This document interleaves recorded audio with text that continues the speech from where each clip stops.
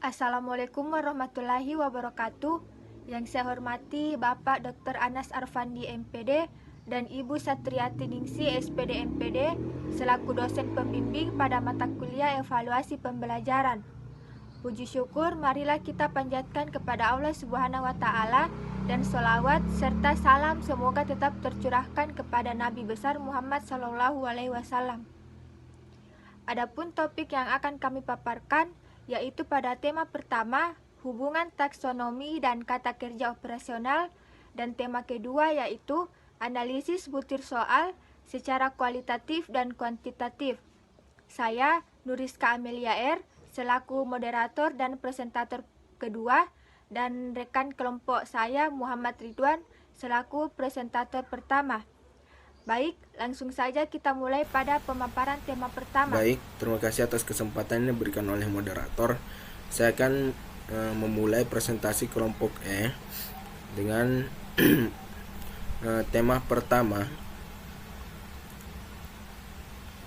yaitu mengenai hubungan taksonomi dan kata kerja operasional. Nah, di sini yang pertama masuk kepada pengertian taksonomi itu sendiri. Taksonomi berasal dari bahasa Yunani, taksis yang berarti pengelompokan, dan nomos yang berarti aturan, adalah ilmu pengelompokan suatu hal berdasarkan hal tertentu. Awalnya, taksonomi hanya mengacu pada kategorisasi makhluk hidup. Namun, dalam pengertian yang lebih luas dan lebih umum, taksonomi juga bisa merujuk pada kategorisasi benda atau konsep, serta prinsip-prinsip yang mendasari kategori tersebut. Kemudian ada yang dinamakan taksonomi pembelajaran.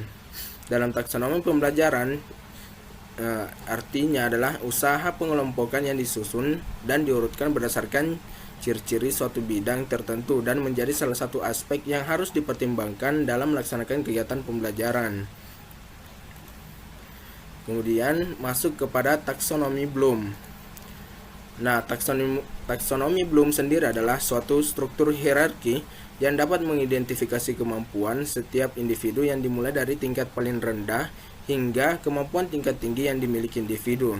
Adapun penerapan taksonomi Bloom ini sudah digunakan sejak tahun 1950-an, yang pada saat itu digunakan pada evaluasi belajar siswa.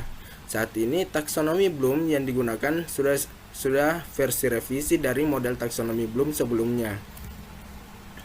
Nah, di sini ada gambaran mengenai taksonomi Bloom sebelum revisi dan taksonomi Bloom setelah revisi.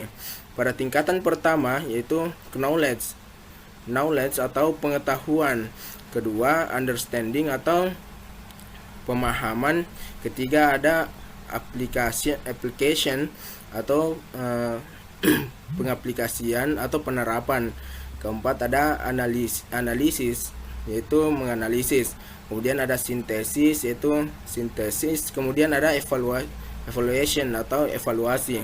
Nah, pada tahun 1956 yang lalu itu yang dipakai taksonomi Bloom yang dahulu. Kemudian pada tahun 2001 direvisi oleh Anderson dan Krathwohl, yaitu pada tahun 2001. Yang pertama di sini ada remember yaitu mengingat, kemudian understand yaitu memahami, kemudian mengaplikasikan atau menerapkan, kemudian ada analisis yaitu menganalisa, kemudian ada evaluasi, dan terakhir ada create atau membuat atau menciptakan.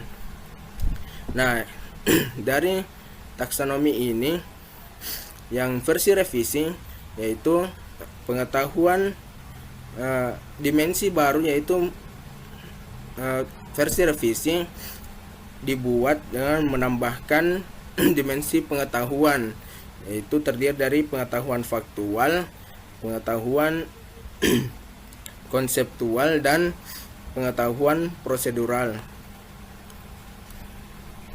Kemudian taksonomi Bloom terdiri atas 3 ranah. Ya, ini ada ranah kognitif, kemudian ada ranah afektif, dan kemudian ranah psikomotor. Nah, masuk kepada ranah kognitif. Ranah kognitif sendiri meliputi kemampuan dari peserta didik dalam mengulang atau menyatakan kembali konsep atau prinsip yang telah dipelajari dalam proses pembelajaran yang telah didapatnya. Proses ini berkenaan dengan kemampuan dalam berpikir, kompetensi dalam mengembangkan pengetahuan, pengenalan, pemahaman, konseptualisasi, penentuan, dan penalaran. Tujuan pembelajaran pada ranah kognitif menurut Bloom merupakan segala aktivitas pembelajaran menjadi 6 tingkatan sesuai dengan jenjang terendah sampai tertinggi. Nah, jadi ranah kognitif ini mengarah pada kemampuan intelektual seseorang. Nah, kemudian di sini dijelaskan bahwa proses kognitif terbagi menjadi 2 proses, yaitu yang pertama ada LOTS, yaitu Low Order Thinking Skills. Kemudian ada HOTS, yaitu High Order Thinking Skill, di mana proses kognitif mengingat, definisinya itu mengambil pengetahuan yang relevan dari ingatan. Kemudian memahami, membangun arti dari proses pembelajaran termasuk komunikasi lisan, tertulis, dan gambar. Kemudian ada menerapkan atau mengaplikasikan, yaitu melakukan atau menggunakan prosedur di dalam situasi yang tidak biasa. Kemudian dalam HOTS atau High Order Thinking Skill, di sini ada menganalisis, artinya memecah materi ke dalam bagian-bagian dan menentukan bagaimana bagian-bagian itu terhubungkan antar bagian dan ke struktur atau tujuan keseluruhan.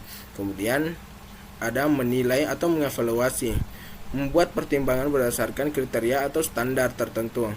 Dan terakhir yaitu mengkreasi atau mencipta, menempatkan unsur-unsur secara bersama-sama untuk membentuk keseluruhan secara koheren atau fungsional, menyusun kembali unsur-unsur ke dalam pola atau struktur baru.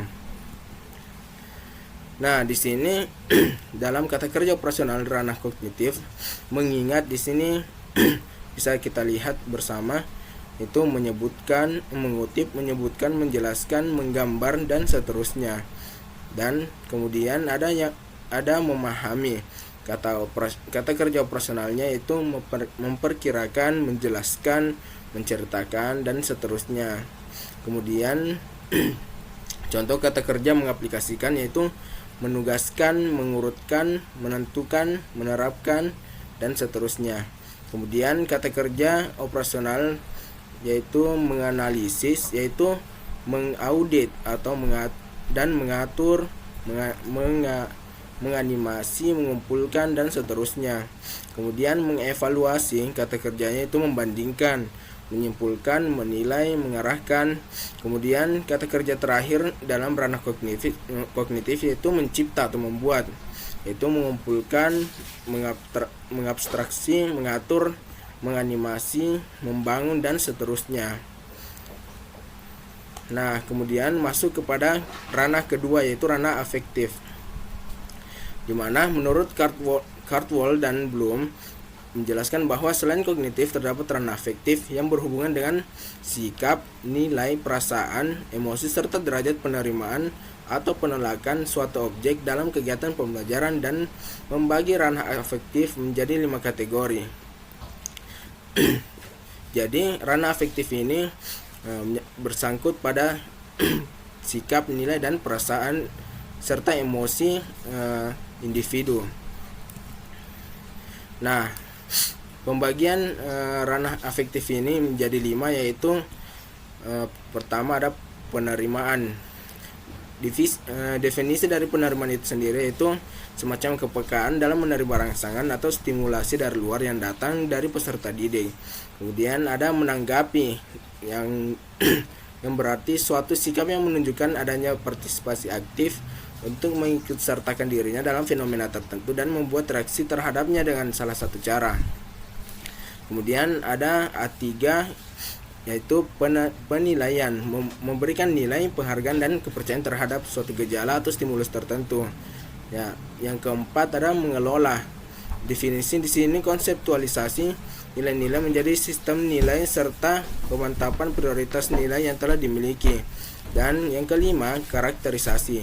yaitu keterpaduan semua sistem nilai yang telah dimiliki seseorang yang mempengaruhi pola kepribadian dan tingkah laku. Nah, kemudian kata kerja operasional ranah efektif yaitu menerima, meliputi, menanyakan, memilih, mengikuti, menjawab, melanjutkan, memberi, menyatakan, dan menempatkan. Kemudian merespon yaitu melaksanakan, membantu, menawarkan diri, menyambut, menolong, mendatangi, dan seterusnya. Kemudian kata kerja operasional ranah afektif menghargai yaitu menunjukkan, melaksanakan, menyatakan pendapat, mengambil, dan seterusnya. Kemudian kata kerja operasional mengorganisasikan di sini yaitu merumuskan, berpegang pada, mengintegrasikan, menghubungkan, dan seterusnya. Kemudian terakhir ada karakterisasi menurut nilai, yaitu kata kerjanya adalah bertindak, menyatakan, memperhatikan, melayani, membuktikan, dan seterusnya. Nah, kemudian masuk kepada ranah psikomotor. Nah, ranah psikomotor sendiri adalah keterampilan dalam melakukan pekerjaan dengan melibatkan anggota tubuh yang berkaitan dengan gerak fisik atau motorik yang terdiri dari gerakan refleks, keterampilan pada gerak dasar, perseptual, ketepatan, keterampilan kompleks, ekspresif, dan interpretatif. Nah, proses psikomotor sendiri yang pertama ada imitasi. Di sini imitasi berarti meniru tindakan seseorang. Kemudian ada manipulasi. Manipulasi berarti melakukan keterampilan atau menghasilkan produk dengan cara yang mengikuti petunjuk umum, bukan berdasarkan observasi. Pada kategori ini peserta didik dipandu melalui instruksi untuk melakukan keterampilan tertentu. Dan ketiga ada presisi. Di sini presisi berarti independen melakukan keterampilan atau menghasilkan produk dengan akurasi, proporsi, dan ketepatan. Kemudian artikulasi. Artikulasi di sini berarti memodifikasi keterampilan atau produk agar sesuai dengan situasi baru atau menggabungkan lebih dari satu keterampilan dalam urutan harmonis dan konsisten. Naturalisasi di sini berarti menyelesaikan satu atau lebih keterampilan dengan mudah dan membuat keterampilan otomatis dengan tenaga fisik atau mental yang ada. Pada kategori ini sifat aktivitas telah otomatis. Kemudian kata kerja operasional dari ranah psikomotor sendiri adalah yang pertama pada meniru, itu kata kerjanya menyalin, mengikuti, mereplikasi, mengulangi, dan seterusnya. Kemudian pada kata manipulasi kata kerjanya yaitu kembali membuat, membangun, melakukan, melaksanakan, dan seterusnya. Kemudian pada presisi kata kerja operasionalnya yaitu menunjukkan, melengkapi, menyempurnakan, mengkalibrasi. Kemudian artikulasi membangun, mengatasi, menggabungkan koordinat, mengintegrasikan, beradaptasi, dan seterusnya. Kemudian terakhir ada naturalisasi, kata kerjanya yaitu mendesain, menentukan, mengelola, menciptakan. Nah, jadi itu tadi pembahasan mengenai ranah kognitif dan kata kerja operasional, yaitu ranah kognitif, ranah afektif, dan ranah psikomotor dan kata kerja operasionalnya. Jadi kesimpulan pada hubungan taksonomi dan kata kerja operasional ini yaitu struktur yaitu bahwa taksonomi pembelajaran adalah struktur hierarki tertentu yang perlu dipertimbangkan dalam melaksanakan kegiatan pembelajaran. Pada taksonomi pembelajaran terdapat 3 ranah yaitu ranah kognitif, afektif, dan psikomotorik. Hubungan antara taksonomi dan kata kerja operasional yaitu dalam setiap aspek taksonomi terkandung kata kerja operasional yang menggambarkan bentuk perilaku yang ingin dicapai melalui suatu pembelajaran. Kata kerja operasional diperlukan saat menyusun silabus dan RPP. Nah, sekian dari penjelasan saya kembalikan kepada moderator. Secara kualitatif dan kuantitatif, pengertian analisis butir soal yaitu kegiatan menganalisis butir soal merupakan suatu kegiatan yang harus dilakukan guru untuk meningkatkan mutu soal yang telah ditulis. Kegiatan ini merupakan proses pengumpulan, peringkasan, dan penggunaan informasi dari jawaban siswa untuk membuat keputusan tentang setiap penilaian. Tujuan analisis butir soal. Tujuan utama analisis butir soal dalam sebuah tes adalah untuk mengidentifikasi kekurangan-kekurangan dalam tes atau dalam pembelajaran. Manfaat analisis butir soal yaitu yang pertama, menentukan apakah suatu fungsi butiran soal sesuai dengan apa yang telah diharapkan. Yang kedua, memberikan masukan kepada siswa tentang kemampuan sebagai dasar untuk bahan diskusi di kelas. Yang ketiga, memberikan masukan kepada guru tentang kesulitan siswa. Yang keempat, memberikan masukan pada aspek tertentu untuk mengemban kurikulum. Yang kelima, merevisi materi uang dinilai atau diukur. Dan yang keenam, meningkatkan keterampilan penulisan soal, sehingga dapat disimpulkan bahwa kegunaan analisis butir soal adalah untuk menentukan soal-soal yang cacat dan untuk meningkatkan butir soal melalui komponen analisis, yaitu 1. Tingkat kesukaran, yang kedua, daya pembeda, dan yang ketiga, pengecoh soal. Analisis butir soal secara kualitatif. 1. Pada prinsipnya, analisis soal secara kualitatif dilaksanakan berdasarkan kaidah penulisan soalnya, dan biasanya dilakukan sebelum soal diujikan atau digunakan. Yang kedua, aspek yang diperhatikan dalam penelaahan secara kualitatif adalah setiap soal ditelaah dari segi materi, konstruksi, bahasa dan budaya, serta kunci jawaban atau pedor penskorannya. Teknik analisis secara kualitatif dapat digunakan yaitu 1. Teknik moderator, merupakan teknik berdiskusi yang di dalamnya terdapat satu orang sebagai penengah atau wasitnya. Yang kedua, teknik panel, yaitu merupakan suatu teknik memvalidasi butir soal yang setiap butir soalnya ditelaah berdasarkan kaidah penulisan butir soalnya. Penulisan resum panel pada butir soal dapat disusun seperti pada tabel yang telah dipaparkan, beserta dengan keterangannya di bawah ini. Analisis butir soal secara kuantitatif merupakan penelaahan butir soal didasarkan pada data empirik dari butir soal yang bersangkutan. Data empirik ini diperoleh dari siswa yang mengerjakan soal-soal itu. 1. Analisis atau penelaahan adalah soal secara kuantitatif ini dilakukan setelah soal diujikan. Ada dua pendekatan dalam analisis kuantitatif, yaitu yang pertama, pendekatan secara klasikal atau tradisional. Yang kedua, model respon butir soal atau item response modeling.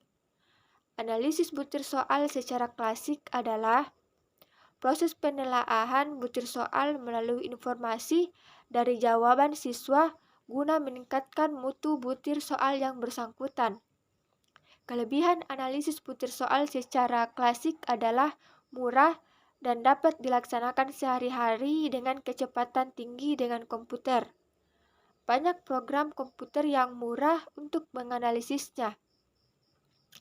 Aspek yang perlu diperhatikan dalam analisis butir soal secara klasik adalah setiap butir ditelaah dari segala segi, yaitu dari segi tingkat kesukaran butir, segi daya pembeda butir, penyebaran pilihan jawaban untuk soal atau bentuk objektif atau frekuensi jawaban pada setiap pilihannya.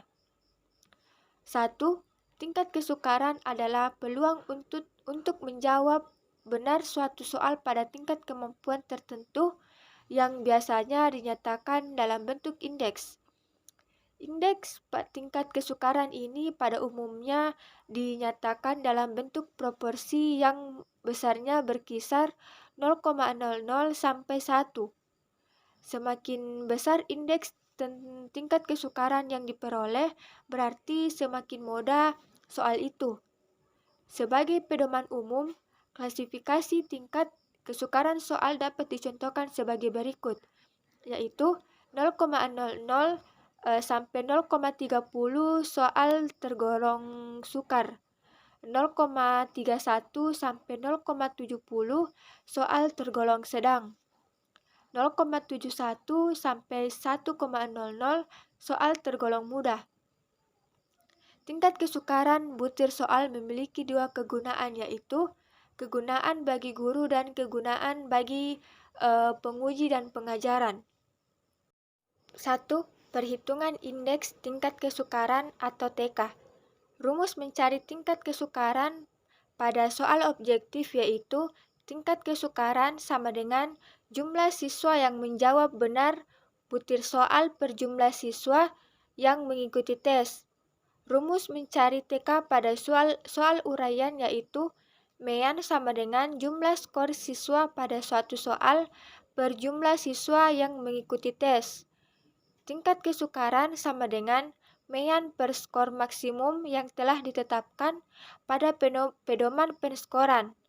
Yang kedua, daya pembeda adalah kemampuan suatu butir dapat membedakan antara siswa yang telah menguasai materi yang ditanyakan dan siswa yang tidak atau kurang atau bahkan belum menguasai materi yang ditanyakan. Semakin tinggi indeks DP berarti semakin mampu soal yang bersangkutan membedakan siswa yang telah memahami materi dengan siswa yang belum memahami materi. Indeks daya pembeda berkisar antara 1 sampai dengan 1,00. Rumus mencari daya pembeda bentuk pilihan ganda yaitu DP sama dengan BA per BB per 1/2 N atau DP sama dengan 2 AB per BB per N. Di samping rumus tersebut, untuk mengetahui daya pembeda soal bentuk pilihan ganda dapat digunakan rumus korelasi poin biseral RPBIS dan korelasi biseral RBIS. SPB RPBS sama dengan XB per XS per SDT. Akar per Q atau RBIS sama dengan YB kurang YS per SDT dikali NBNS per UN akar N kuadrat kurang N. Rumus daya pembeda soal untuk uraian yaitu DP sama dengan mean kelompok atas kurang mean kelompok bawah per skor maksimum. DP dapat menggambar singkat kemampuan soal dalam membedakan antara siswa yang telah memahami materi yang diujikan dengan siswa yang belum atau tidak memahami materi yang diujikan. Adapun klasifikasinya adalah sebagai berikut: 0,40 sampai 1,00 soal diterima baik. 0,30 sampai 0,39 soal diterima tetapi perlu diperbaiki. 0,20 sampai 0,29 soal diperbaiki. 0,00 kurang 0,19 soal tidak dipakai atau dibuang. Yang ketiga, penyebaran distribusi jawaban. Penyebaran pilihan jawaban dijadikan dasar dalam penelaahan soal. Hal ini dimaksudkan untuk mengetahui berfungsi tidaknya jawaban yang tersedia. Suatu pilihan jawaban atau pengecoh dapat dikatakan berfungsi apabila pengecoh paling tidak dipilih 5% peserta tes atau siswa, yang lebih banyak dipilih oleh kelompok siswa yang belum paham materi. Kesimpulannya yaitu, kegiatan menganalisis butir soal merupakan proses pengumpulan, peringkasan, dan penggunaan informasi dari jawaban siswa untuk membuat keputusan tentang setiap penilaian. Pada prinsipnya, analisis butir soal secara kualitatif dilaksanakan berdasarkan kaidah penulisan soalnya dan biasanya dilakukan sebelum soal diujikan atau digunakan.